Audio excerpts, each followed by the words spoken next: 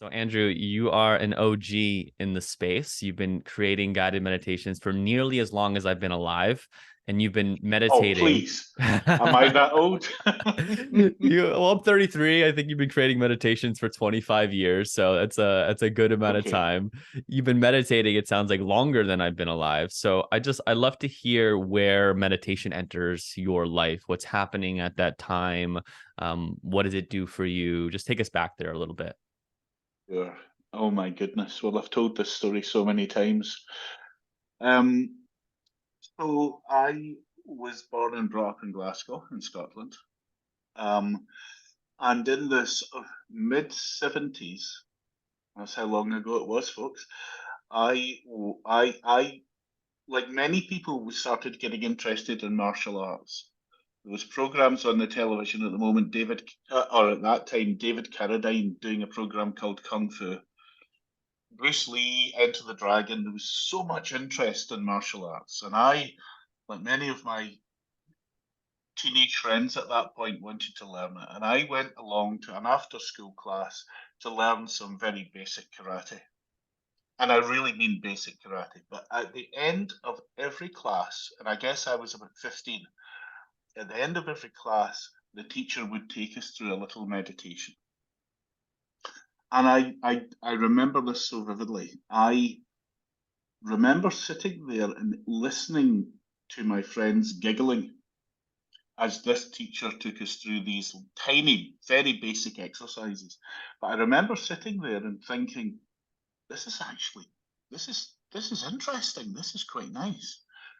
Now, at the same time, my father had introduced me to many books, which at that point were all about sales and the power of positive thinking. So the magic of thinking big, think and grow rich, books like that, the classic books from the 30s. And I've read them and digested them and started thinking there's a real power to the mind here. And I started what I now look back on as a very, very basic meditation practice, which was literally just sitting on my bed, back against the wall, cross legged, and just being quiet. And I can't put into words what it did to me. I can't really remember, but I think at that point it just grounded me. And so I had that sort of on and off, incredibly basic meditation practice for many years, through my teen years, through my 20s. And I had a variety of careers that, although that brought in what I was looking for at that point, a little bit of money and social standing, I was always looking for something that would put me into a career that involved the mind and helping people. And so in the early 90s, I started looking really seriously at this when I was in my very early 30s. So there you go, your age. And I found an 18-month course in clinical and medical hypnotherapy, which was a sort of regulated course that I could do in Scotland that gave me a diploma in clinical and medical hypnotherapy that allowed me to become, after the course, a therapist. But after the first couple of weeks of training, I started thinking, my God, this is just what I've been doing by myself. This trance state is a meditative state. And that got me really interested in the link between relaxation, stress management, hypnotherapy, or what we would call trance and meditation. Um, and I threw myself into it. I absolutely threw myself into it and started working with clients. And I think 95, and I was seeing people for confidence building, stop smoking, stress management. And I started having a relatively okay private practice, and it sort of went on from there. So that was about 95. Um, I guess I was 34 at that point, and I just loved it. It was never about money. It was never about anything else. It was about doing something special to help people. And I absolutely adored it. So from there, one of my mentors on the hypnotherapy course, because I went back and did another 2 additional courses, but as a supervisor. And one of my mentors said to me, the best thing you can do, Andrew, is go and volunteer for a charity. Go and give your services to a charity, because what you will really get then is, instead of people coming along for stopping smoking or biting their nails or a spider phobia, what you will really get is people who have, and there are issues with stopping smoking and spider phobias and biting your nails. Of course there are, but you will get people who have got really deep challenges in life. So I very quickly found a position in a cancer charity, and I worked there part time for 2 years. And in doing that, I discovered a love of doing classes. And I would be teaching what I then called, and started off calling, self hypnosis, which in turn then just broadened slightly deeply to relaxation practices, which then, with the same class, after 3 or 4 months of seeing the same class, became a meditation class. So it was teaching the people how to relax, how to take control of their thoughts, and then giving them the tools that they themselves could find their own meditation practice. So that was the early part of my career. Um, and certainly, when people have asked me as they've gone into therapy or meditation practice before, what's the best thing I can do? I will say to them, try and find a charity that needs your services and slowly, just gently introduce all these wonderful techniques to them. That's amazing. That's actually something I've not heard and have not thought about. I mean, we talk about like where to get started, and it's always, reach out to yoga studios or, start to build online, start to, yeah, for me, I created a meetup group, meetup.com, and I had people just come and I was leading meditation with people. But to Sure. find a charity is a really interesting and beautiful thing that I hadn't even thought about. So I appreciate that. Well, of course, and again, this is the mid to late 90s, and meditation is nothing like you and I both experience now. Mhm. It's a bit, in those days, especially in Scotland, it's a bit woo woo. It's a bit out there. It's a bit strange. But I think because of the way that I introduced it, where people get used to the internal state, the stillness and the quietness, and I hope that I allowed the people at that, in those classes, to discover meditation the same way that I did, to introduce it gently and easily, with no great woo woo attached, and allow people to discover the benefits for themselves, because it does take a little while before people start to think, actually, do you know something? I can't put my finger on it. I just know that this is beneficial. Reminds me of like the Dan Harris 10% happier of just, maybe for some people meditation it can be this radical shift in being. Sometimes you might have those Sometimes, experiences, but yes. also it's just this kind of consistent build. And it sounds like that was maybe even your experience growing up as a teenager. Like it was, you stayed connected to it, it was helpful, and then it was maybe a realization of, okay, I want to help people more, and then this opportunity in hypnotherapy came.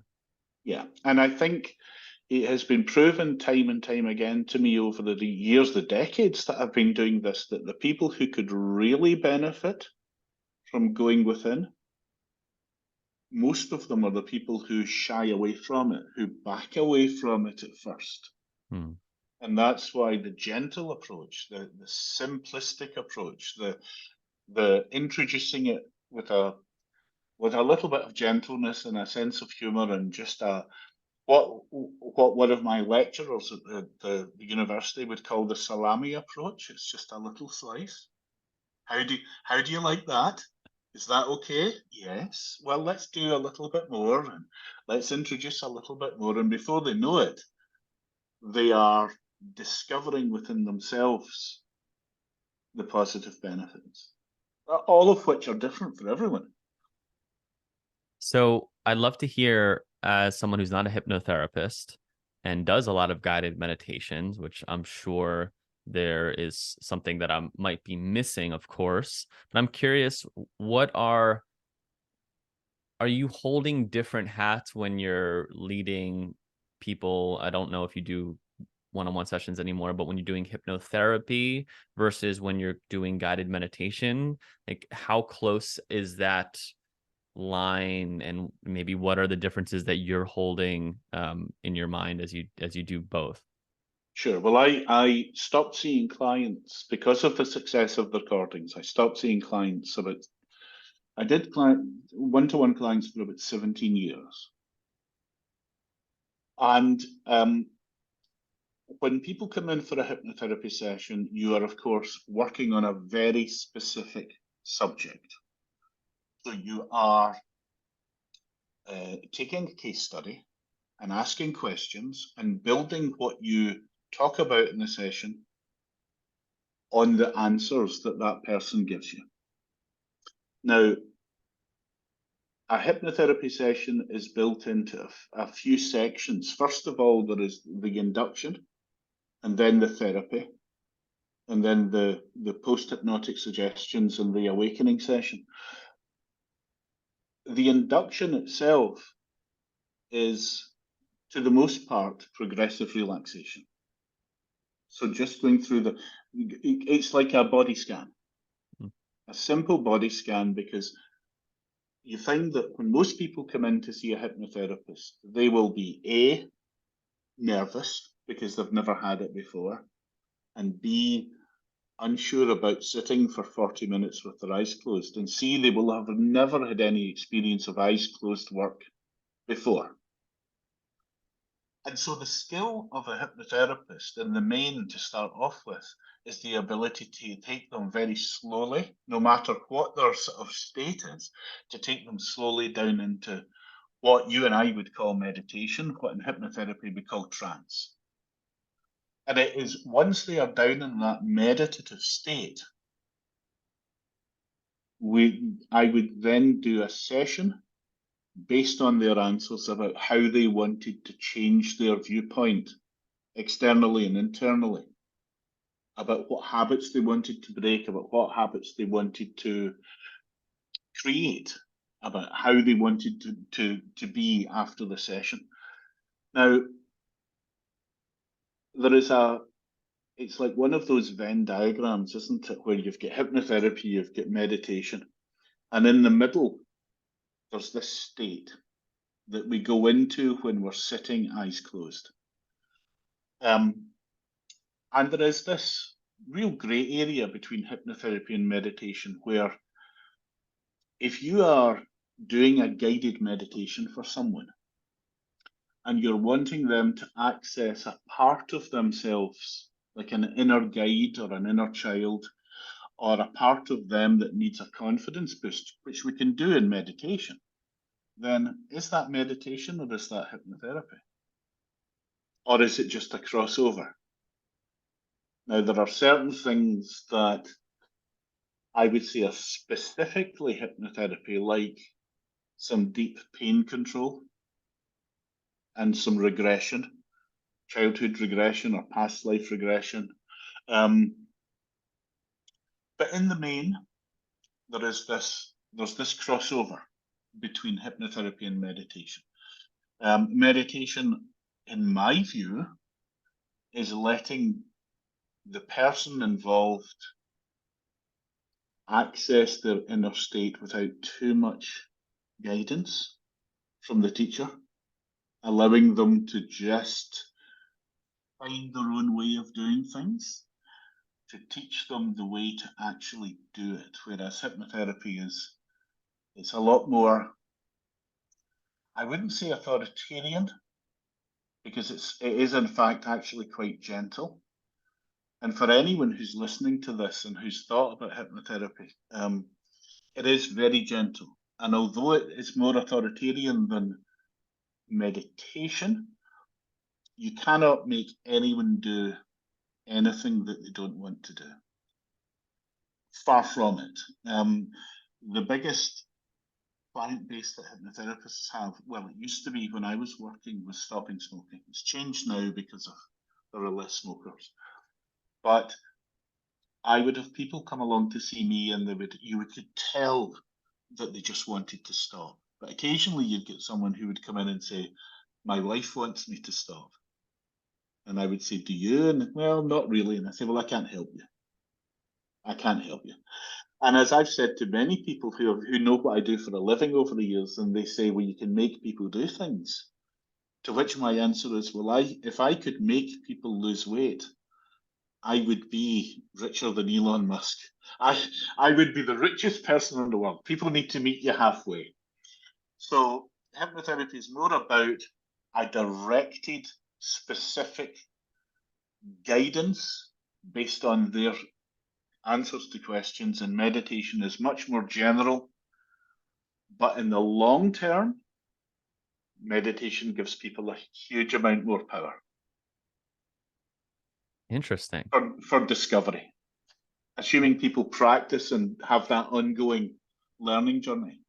Because they're going on That's their own experience. They're really looking yes, for their own nature in that process. If it's guided yes, in that way with spaciousness, but yes. more heavily guided, you're looking more in a hypnotherapy. I'm just curious if someone's creating guided meditations that's listening to this and is wanting to be careful, right? If they're they're wanting to be safe, right? They don't want to lead people to some place where they don't feel confident. Is there anything that you might say to not do or to be careful of, or is it, if you're doing it in a way that's empowering the person, is it kind of it, yeah, I guess I'll just stop there.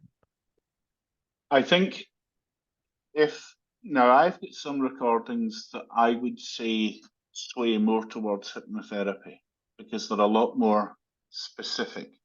But in those cases, it's important to talk about how safe people are, um, how that they can stop at any point. Even though I've never had anyone wanting to stop, the vast majority of people in one-to-one sessions absolutely love it afterwards. Um, and also, I think this is really important. It's about making instructions general enough that the vast majority of people have some sort of connection with it, and not inducing them, not taking them down into meditation or trance too quickly.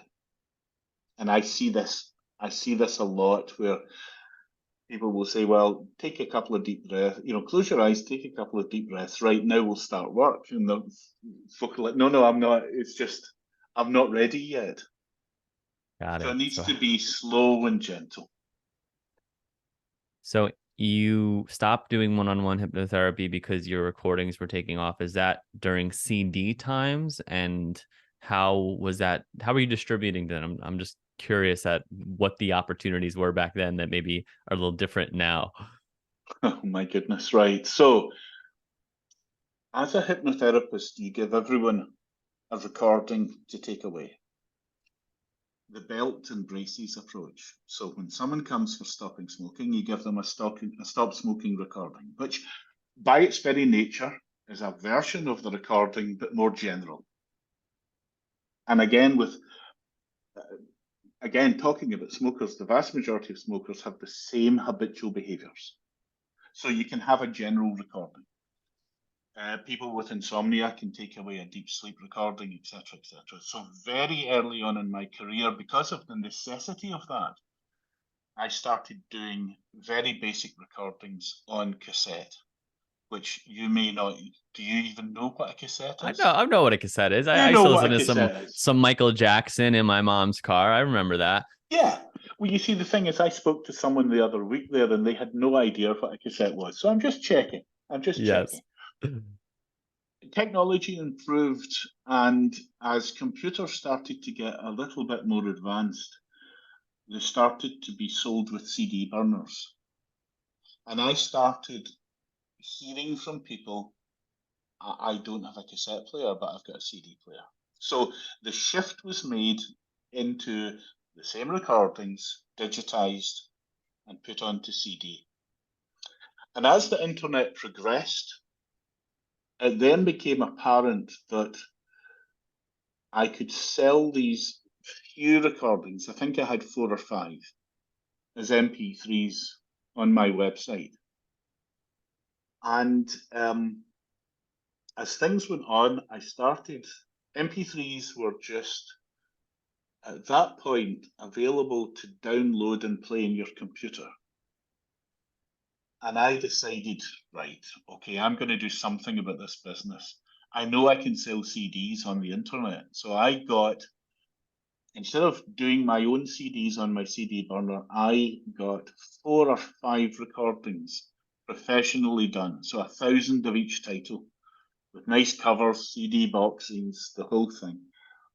And the week that those CDs were delivered, I think, if memory serves, was the week that Steve Jobs announced the the iPod, which was I hear, and in fact, somewhere I've still got boxes of these CDs, but that was a big thing for me. That was as a bit of a lover of meditation and mindfulness and therapy, and also a bit of a nerd and an Apple fanboy. I realized that technology was changing so quickly that you couldn't invest too much in one format, having been slightly burned by getting thousands and thousands of CDs professionally done. So after that, as the MP3 started gathering pace, I was still seeing clients. I wasn't selling that many CDs. I didn't have the knowledge, MP3s, I beg your pardon. I didn't have the knowledge to put them out. But I kept doing more recordings, putting them out as MP3s, and getting great feedback from them. And I knew the recordings were, in the main, pretty popular.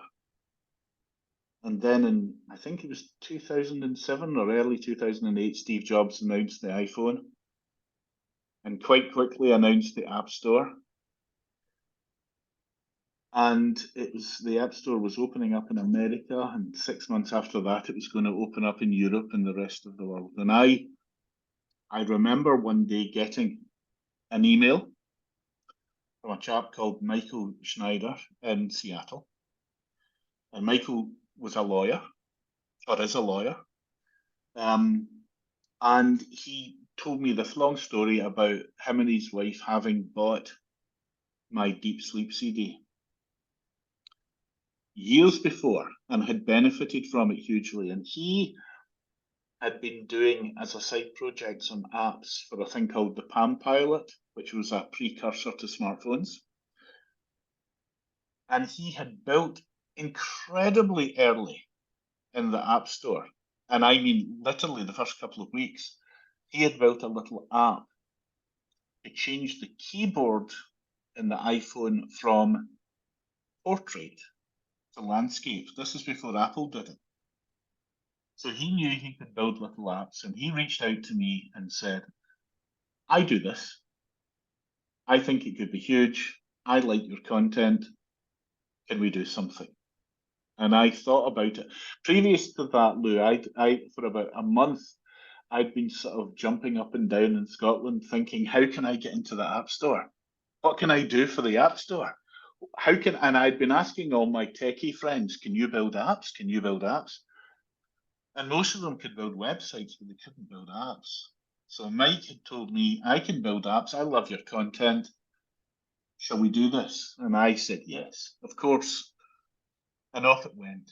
So the first app was released, I think it was, I might be wrong in this, I think it was early 2008 rather than 2009. I might be wrong about that. And it was just a lovely relaxation session. And it started ticking away and it started growing, and I did another one and I did another one and I did another one, and we started really getting into it. And at that point, after about a year, I thought, okay, where's my bliss in this? Do I continue seeing one-to-one clients? Do I continue my charity work? Or do I put my heart and soul into the recordings and reach so many more people? Because the pricing of it at that point was the CDs used to, let me put this into dollars, if most of your audience are in America, it would probably be about $14 for a CD. When I started doing MP3s, it would be $10, $12 because, well, it's the same content. And then the App Store came out and the price just plummeted. Everyone was selling software and games for a couple of dollars. And I thought, well, this is the way it is. They were $1.99, and all of a sudden we were getting tens, dozens, hundreds, and then thousands of downloads. And I thought, okay, this is what I need to do. I need to jump in 2 feet into this and follow my bliss and do the recordings. And that's when I stopped doing one-to-one sessions. And I still kept up the corporate work, the workshops, and I still kept up at that point the charity stuff, and was donating recordings to everyone I could give them to. What was the meditation app called, and like at what point revenue? You said, a couple thousand, so I'm assuming like you're making like maybe $4,000 or $5,000 a day, a month. Like what's like the revenue where you're like, what's the meditation app called, and then when were you like, okay, I just made 5,000 this month from this thing. If I put all my energy into this, maybe I can go to 10,000. Like, I think it's helpful, and especially in this podcast, for people to hear numbers, like when you make these decisions as they're Sure. thinking about it in their own life. Well, at that point, let me think. The app was called Relax with Andrew Johnson. Michael, being a lawyer and being in branding, and he worked for a lot of tech companies in Seattle, was saying if the App Store goes this as big as it could go, we need to have something that defines us if we don't have a brand. So let's keep your name in it, so that it would be Stop Smoking with Andrew Johnson and etc. etc. At that point, let me think if I can remember. I was probably charging $60, $50 an hour for one-to-one sessions. And if I was doing 20 a week, which would be a good week because they're intense, let's say $1,000 a week. So I would imagine, if I'm thinking back, and although there was MP3 sales and still some CD sales and still some corporate work, it was quite an easy decision at about $2,000 or $3,000 a month to say, okay, if I put my full focus into this, we can start really going for it and see where we go. And it was a relatively easy decision at that point, Lou, because as I say, I'd done 17 years of it, and there comes a point I still love the group work, which is if I'm working with live in front of people, it's group work that gives me the greatest joy rather than a one-to-one session.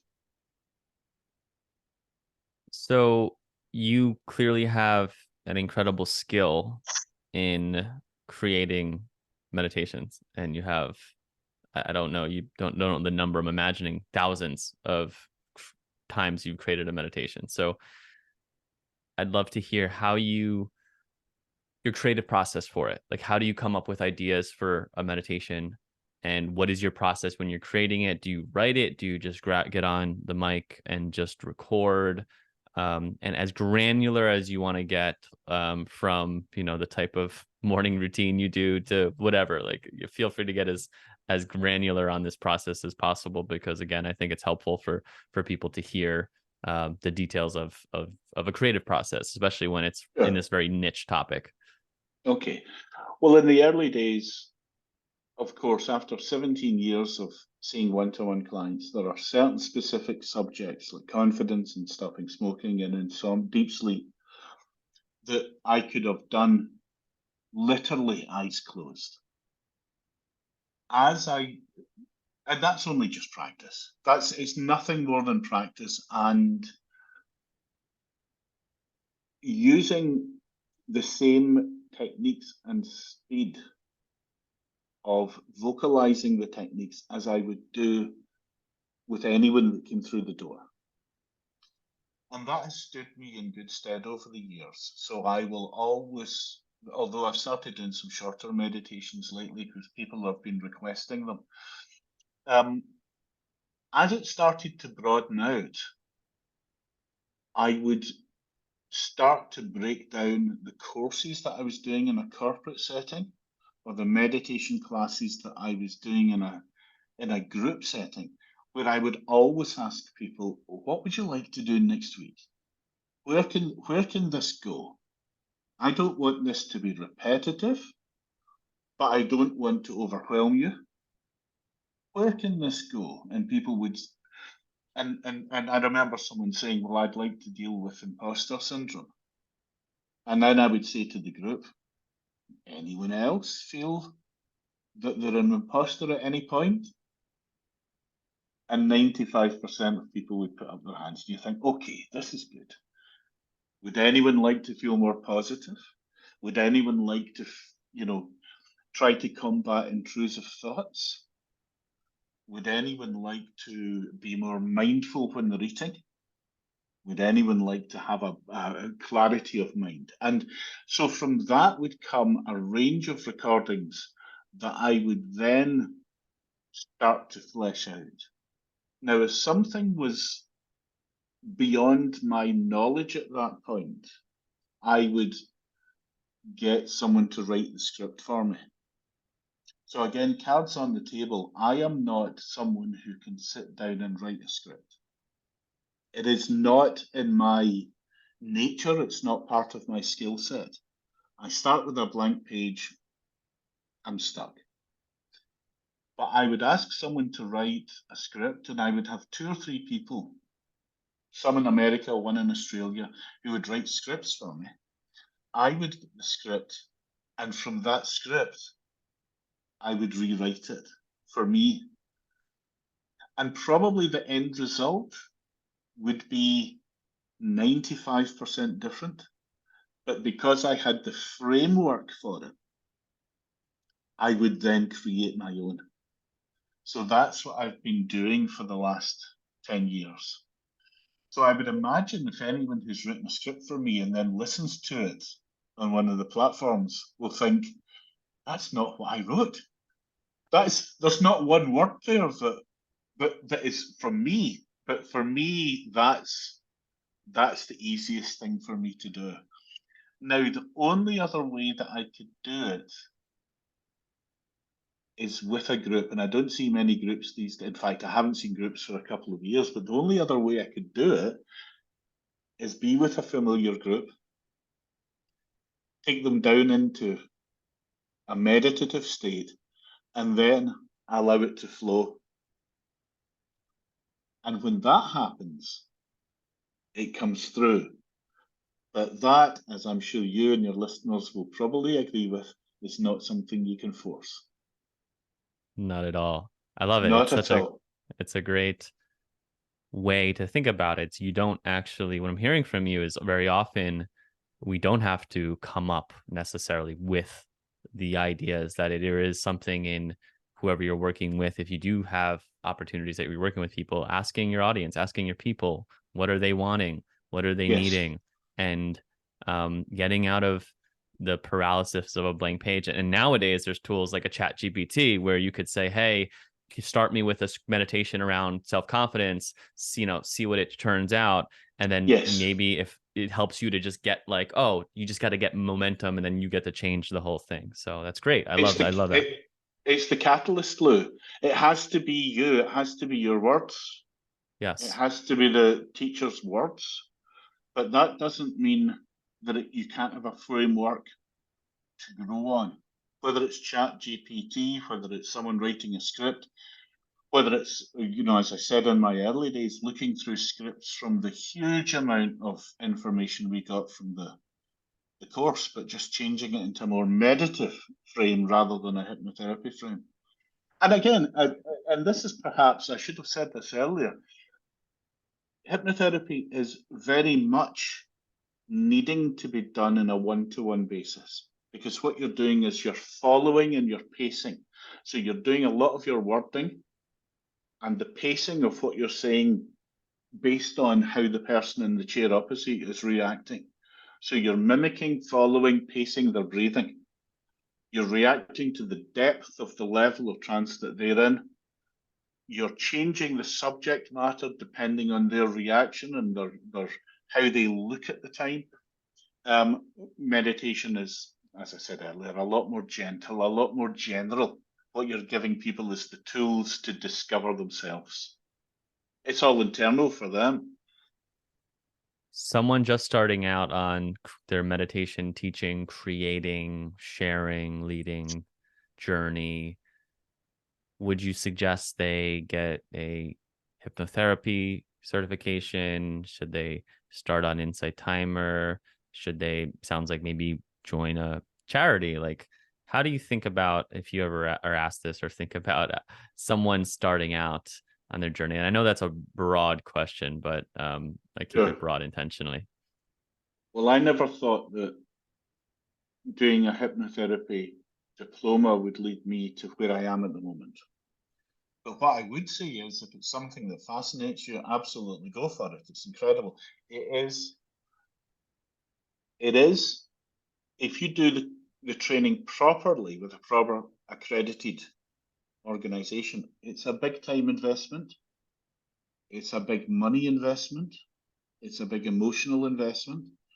It will change your life. 90% of people will change hugely positively. But the only thing that really counts is sitting down in front of people and working with people, whether it's hypnotherapy, mindfulness, or meditation. And that's where you need to go out and find your hungry crowd. You need to find the people who will sit down with you. And in many ways, again, talking about the charity work, there is a there is a way that charities, certainly here, they work where I went in and I said, I'm a hypnotherapist and I don't know about that, but what else can you do? And I can say, well, I can teach people how to relax. Perfect. Absolutely perfect. And so you will get people who have never experienced it before, who maybe as individuals would not have looked for it, driven their car to some place, paid money to go. And so, but because it's just charity and they're being advised to do it and it's free, they will come in as a group. And as long as you don't, and again, you don't make it too woo-woo and you don't take yourself too seriously and you allow people to laugh and relax and you take things slowly, they will then discover the absolute beauty.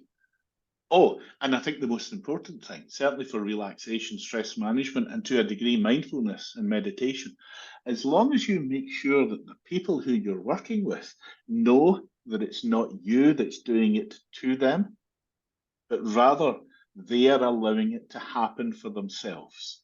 And the people who get that are the people who hopefully will then go on and start practicing at home. And that's where the true magic happens. What I'm hearing in that is a real kind of empowered stance, right? That it's, you're not, changing, you're not manipulating, that people are getting to have their own experience. And that's really where that will continue them on whatever the journey is, whatever they want to learn more of.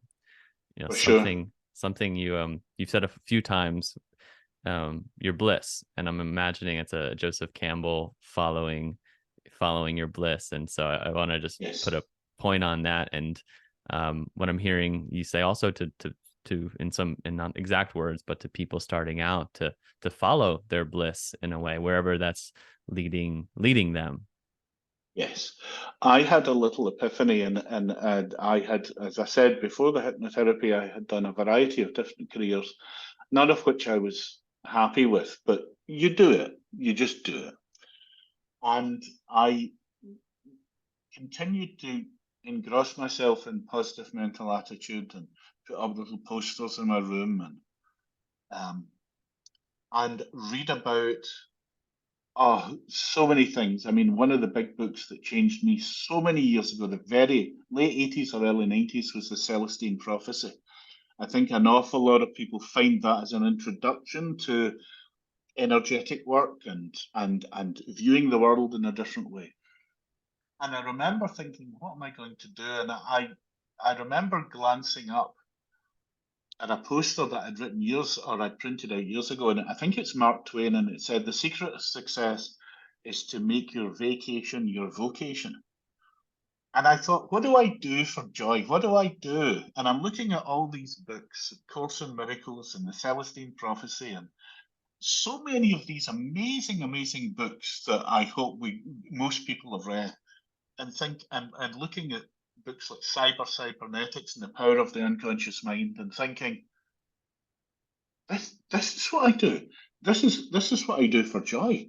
How can I change that into a vocation? How can I make this shift into helping people deal with mental health and relaxation and stress management and phobias?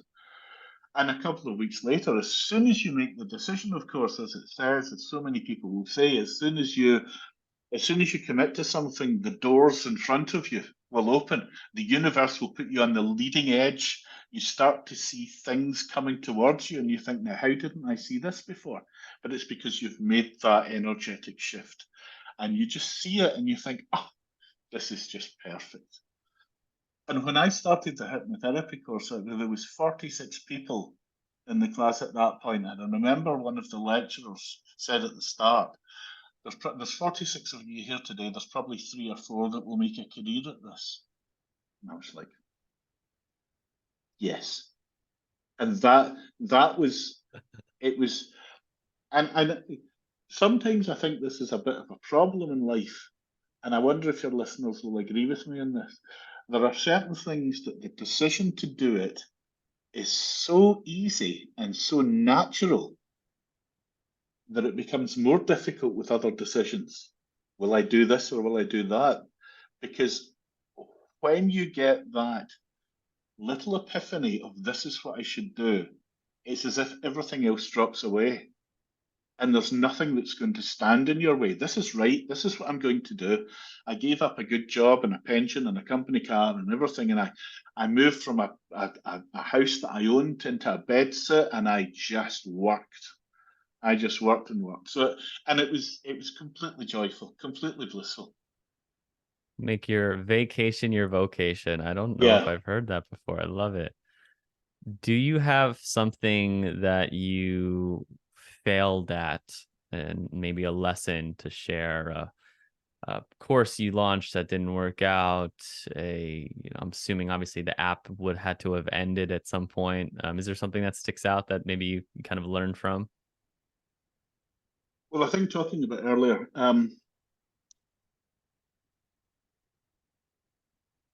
I think you need to go with your gut. It would have been so easy having a random email from Mike had I thought no, but my gut was telling me something else, and that led to an absolute, complete 180, 360-degree shift in business.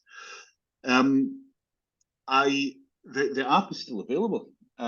It's in a different format now. I had to take over the apps when Mike wanted to carry on with his legal practice, and I took over all the apps about 4 or 5 years ago. We now get 24 apps and uh, single subject apps and the subscription app, which is Relax Change Trade. What I would say to people is you've just got to look for every opportunity. You mentioned Insight Timer earlier.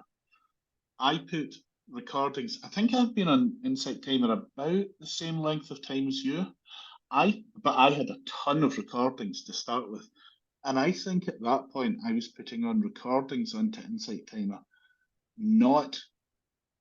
I think that was before they were monetizing. There was no income derived from it. I just did it. So my advice to people would be watch out for technological changes and how you deliver your recordings. I think we're fine with iPhones at the moment, but AR and VR, well, they're on the horizon. I would say to I would say to recognize, I think this is hugely important, that when you're in this business of meditation and mindfulness, and you have mentors and peers and students, that we start to believe that everyone does meditation, especially because of the huge increase in the interest with Headspace and Calm and Insight Timer. If you believe that there is nothing you can do because there's so many huge platforms out there now, don't be ridiculous. We're still in the early days of this. It is only a tiny percentage of people who are meditating and being mindful. There is a massive scope for finding your own voice, for getting out there. I think that authenticity is hugely important. I think that, and without blowing my trumpet too much, I think one of the things that's given me a bit of longevity is the fact that when I go into the recording studio and do a session, I still believe and pretend and imagine that I'm talking to one person. And I think that helps. I also think that many people, and I've been guilty of this in the past, many people will sanitize the recordings too much. There has to be humanity in them. You don't want dogs barking and fire engines going past. But if there is a swallowing sound, which you get when you get into trance or meditation, if there is breathing that's just you, then maybe leave it as human as you can. And I think people find the balance for that. I went through a phase about 2 years of recording, and every time I said a word, my jaw would click. And it was just the most horrific thing. I remember doing recordings for about 40 minutes, holding my jawbone so it wouldn't click. Also, be aware that as you start out, if you're starting out in this journey, be aware that there will always be people who may not like what you do. And if you're lucky, you will have a high majority of people who really like what you do. In the early days when the first app came out, before the App Store was available in the UK, and I wanted to read reviews. And I was so excited. I think we were doing about $30 a day or something like that. Of course, Apple take 30%, and then that was split halfway between Mike and I. I was so excited, so excited. And I remember on iTunes finding out that I could read the reviews. I had to sign out of iTunes UK and sign into iTunes, I think this is right, USA, where you could see the apps. I think they were bundled in iTunes at that point. And the very first time, really excitedly, absolutely so excited to read reviews. The first review I read, and I've said this so many times to folk, the first review I read said, lovely, relaxing music, only spoiled by the idiot talking over it. Now, here we are, we are how long? 15, 16 years after that. I can tell you that for weeks, possibly months, it's like, oh my God. And you can read all the good reviews, but that's the one that sticks out. So when people say this isn't long enough, and you think I'll make a longer one, you will find that if you take that away and look at the reviews, people will say this is the perfect length. And when people say I don't like this background music, hopefully the majority of people say I like this background music. You can't please all the people all the time. As long as you're authentic, as long as you take it slow, as long as you put your heart and soul and your love into it, as long as you record believing you're speaking to one person, as long as you leave the humanity in the recording rather than synthesize it and take all the blips and bleeps out it, then you will find your audience. And it's not too late. It's not too late for anyone to get into this business. The other thing I'd like to say is something that my mentor said to me years ago. If you do this for love, you won't make money. And if you do it for money, you won't love it. And the secret is to find the balance, to value yourself without losing the love for it. And so many people in this industry, because they believe, and I'm guilty of this, and I have been, and I still am at a certain point, they believe that all they're doing is talking to folk. And especially now with home recording, we can record something relatively quickly, relatively cheaply, very high quality with good microphones. And they just want to give it away for nothing. And one of the most important quotes I've ever come across was from, I think it's Conversations with God by Neil Donald Walsh, book 1 or 2. And it hit me like a thunderbolt. And the sentence in that book was, how can you expect anyone to put value on something that you yourself have put no value on? And that's a difficult thing to get over. It's a difficult thing for people who believe they've got a gift, who believe that they want to help humanity, who believe that they want to reach the biggest audience. It's a difficult thing to say, also, this is a monetary value. And I've given my love and my dedication and my years to learn this. So that's a big important one. I'd love, if you're listening to this, to just rewind the last 6 minutes or so and listen to Andrew say everything he just said again, because there was so much wisdom and value. And I was just talking with, you would know more than I would know of how early we are in this thing, in this mindfulness revolution. It feels mainstream, but it's only a cusp of mainstream, right? Of Yes. where it potentially could go. So that's just really important. So many gems in there. So I'd love to hear, I know we have a few minutes left, if You're that's okay for okay. time. Yeah, Okay. sure. So you have one YouTube video and it has, I think, almost 400 or 350,000 plays. I think you released it like 12 years ago. And it's funny thinking about someone who might start their YouTube channel now and imagine putting their first video, then it gets like 300,000 plays. But it sounds like you've been strategic in that you don't put stuff on YouTube because maybe you've put stuff, you're focused so much on these apps. If I'm correct, are you still using Soundwise to host your app for Yes. your music library?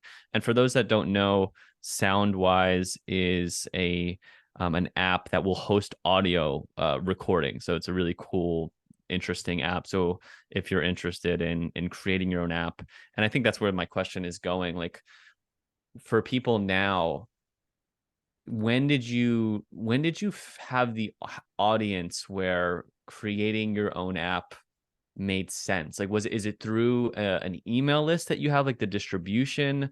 I'm just knowing, now if I created an own app and like got off of Insight Timer, for me, where most of my meditations come from, there's some other apps that I'm starting to grow on as well. But for someone who's like, I would love to have my own app and be able to take that, like, to have a subscription where people find me. Like, was there a time where, okay, I have a 5,000 list email what was the decision and how you were able to make that choice to, and I know you also do stuff on Insight Timer and I also would love to for this to move into a conversation of what are those revenue streams? Like, do you have like 5 different places that you're supporting yourself? Because it's really interesting, I think, inspiring for me and for other people to see someone who, it sounds like you're really just creating and you're reaching a mass and are able to support yourself through that. So I'm asking like 10 questions at the same time, but I'll pause here and see what comes from that.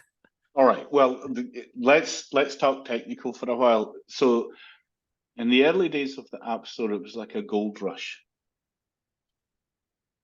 I was incredibly fortunate that I had a 50-50 revenue stream with Michael. He built it, I recorded it. I had a relatively local, relatively small audience at that point, but that gave us a little bit of a boost. There is absolutely no doubt that the apps were built well in the early days. There's no doubt that the content was good. But there is absolutely no doubt that the biggest factor was it was the only thing of its type on the App Store. The only thing of its type. We continued that business by releasing single subject apps for 3 or 4 years. And then the big boys started coming in, Headspace, etc., etc., etc. We all know the story. It was a decision by Mike and I, and we were approached by venture capitalists a couple of times because content is king. And if they see people with good content, they want to come after it. You can build an app, but the content is king. We both decided that if we went down that route, Mike would lose the thing he loved doing, which was the coding, which was his great hobby. And I can't really speak for Mike, but I know that's the case. And I would probably have been taken down an avenue that I didn't want to go down. So we kept it as a lifestyle business, and off it went. At a certain point, Mike decided that he needed to get back into the legal business, and I took over the apps. But before that point, Apple had basically said to us, do not release any more single subject apps. We will not accept them. And the reason they said that was simply because apps, as you know, can do a billion things with geolocation and there's so many things that you can enclose in an app. And basically, what we were building was something that played an MP3. That was it. So they were saying put it on iTunes. Now, we knew therefore that the only way forward was a subscription app. And I knew the only way forward was a subscription app because Headspace had done it and Cam had done it and Insight Timer had done it. But in order to build a subscription app, for example, the same format as Soundwise, guessing $200,000, $300,000, $400,000, guessing at that, because of not only the app and its functionality and its cross-platform, but also the back end that supplies the database and everything. Now things are becoming cheaper, but Soundwise came out. I remember seeing it and thinking, "Oh my God, this is just what I've been looking for." Because not only do they allow people to put their recordings onto an app that works across platform, Amazon, Android, and iOS, but for a relatively small fee. Now, by relatively, we're talking about, what would it be, about $5,000, $6,000 a year. You can have it white labeled. And so my app is based on the Soundwise framework, but it's my own branded app on my own developer accounts. Now, that's a bit of a leap if you don't have an audience. And I have to say that the gold rush in the App Store has long gone. If I was to launch my single subject apps now, and if Apple accepted them, even with the branding, even with the recordings, even with the coding, they would be lost. They would be completely lost in the 4 million apps that are out there. The only way you can launch an app nowadays is if you've got a vast audience or a vast budget. And that is what's led to the success of places like Insight Timer, to allow people to go onto that platform with no monetary investment and just see how it goes and try to build social networks that will point any audience you have to those recordings. For me, YouTube has been a mixed blessing.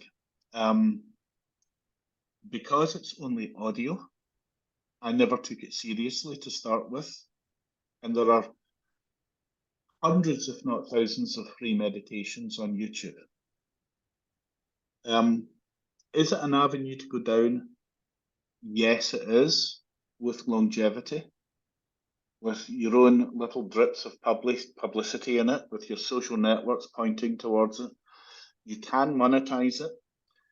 I use background music for a variety of different sources. A lot of there's two companies in particular that I use that I get my background music from. Personally speaking, and this is probably naivety on my point, my recordings that I put up there 5 or 6 years ago were consistently being taken down because of people putting up copyright infringement. Even though I could prove to YouTube that I had the rights to that music, it just became too much of a hassle. It just became too much of a fight. It wasn't what I needed to concentrate on.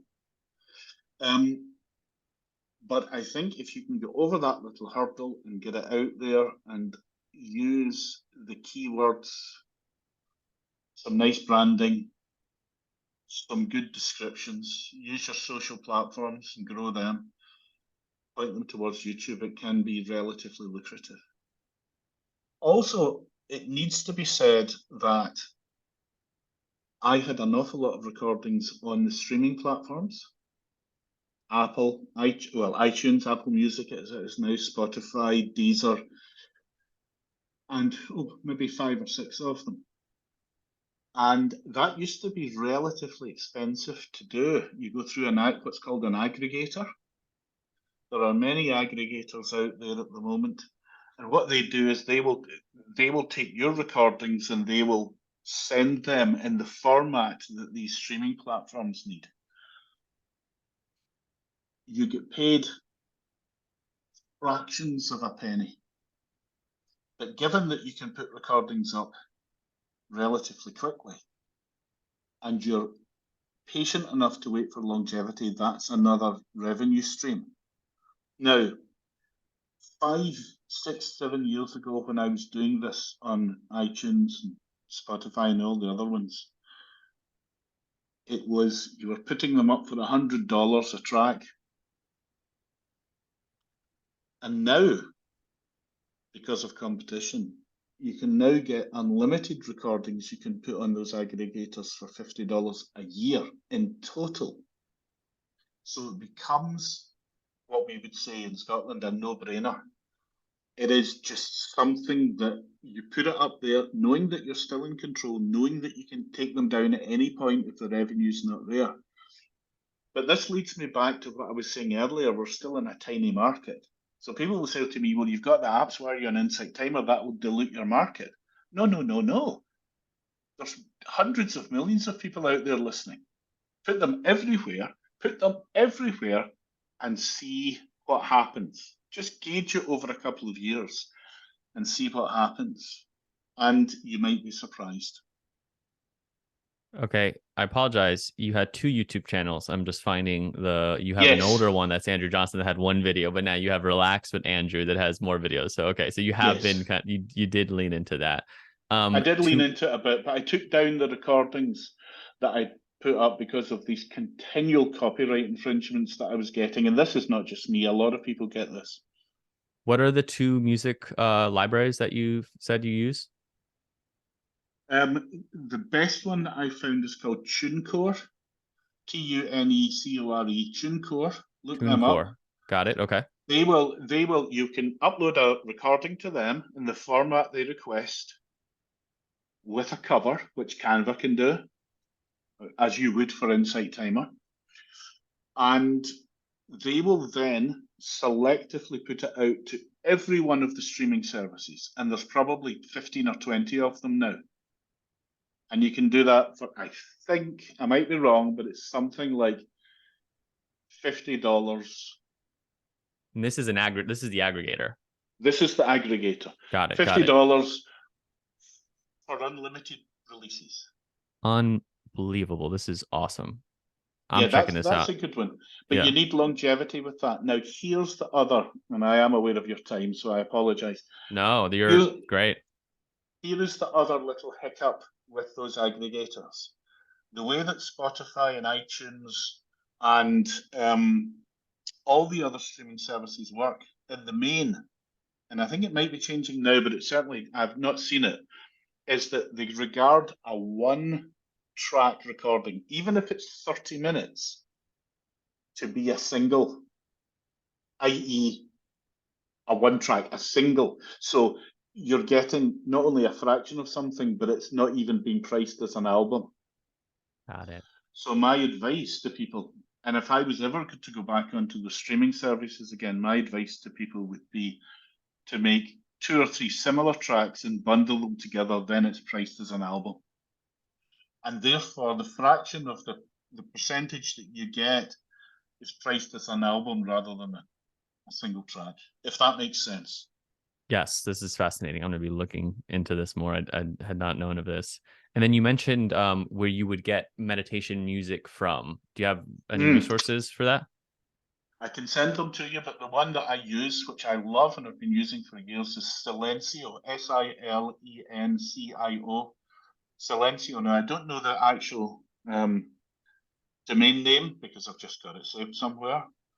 Silencio meditation. If you put that in, you'll find it.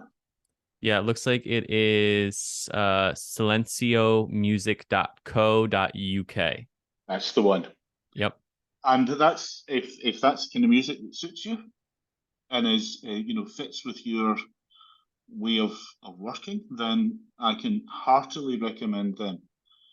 And you will get multi-level, multi-use, multi-domain licenses for, I don't know, I think it's about $40 for a track.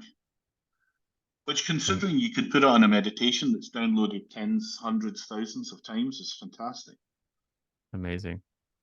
Super helpful. Okay, Andrew, I think you've created or offered tons of value on here. I'm so happy to have you on. This has been so fun.